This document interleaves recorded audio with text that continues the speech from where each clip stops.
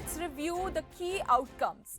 The ties between our countries are priceless, and it's really an inheritance. It's a beautiful inheritance. Today we're making those ties closer than ever before. We've done some things that financially are great for both countries, and we work together, and it keeps us together, and I think it's an unbreakable bond we have, regardless of what we're doing today. I think it's unbreakable.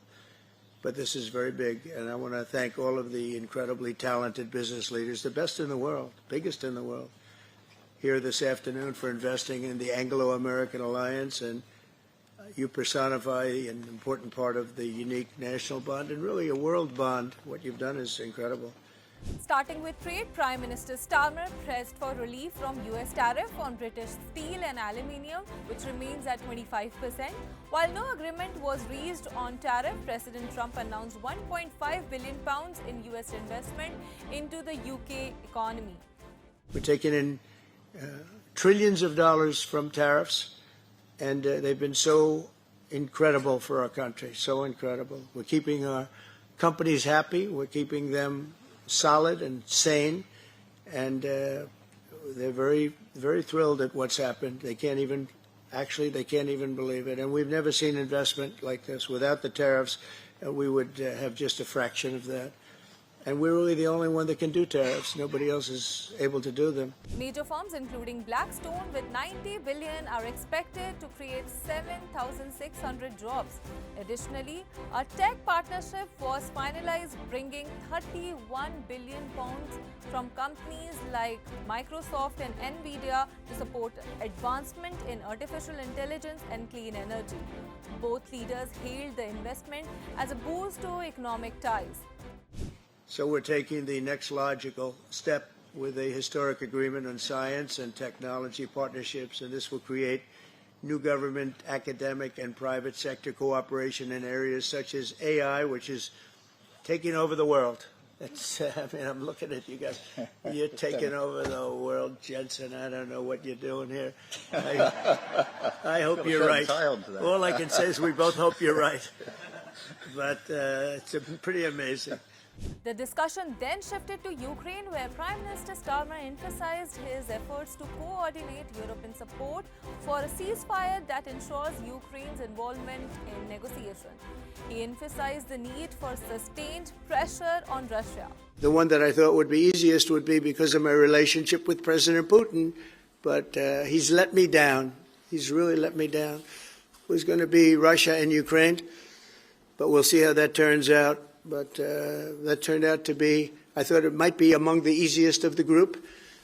But we had settled just about every conflict. And as you know, we're working very hard on Israel and Gaza. All that's happening over there. Complex, but it's going to get done. President Trump supported these efforts, stressing the importance of military aid and security commitments to deter further Russian aggression. Both leaders reaffirmed their commitment to support Ukraine and maintaining a united front. On Gaza, Starmer highlighted the urgent need of a ceasefire and increased humanitarian aid, noting the recent collapse of talks in Qatar. He outlined a European proposal to enhance aid deliveries and support long-term stability in the region. I want an end. I want the hostages released, and I think it's going to be okay. But it has been a brutal period of time. But this has been going on for a long time. This is not something that's over the last year, 2 years, but this has been for decades and decades. But we want it to end. We have to have the hostages back immediately. That's what the people of Israel want. They want them back. And we want the fighting to stop. And it's going to stop. But a lot of bad things. You know, Hamas said that they're going to put the hostages up as bait. They're going to put the hostages in front of any attack. And that's pretty brutal. We haven't heard that one in a long time. So we have to remember that. So I have a disagreement with the Prime Minister on that score. Okay? One of our few disagreements, actually. We absolutely agree on the need for peace and a roadmap, because the situation in Gaza is intolerable. The hostages have been held for a very, very long time, and they must be freed.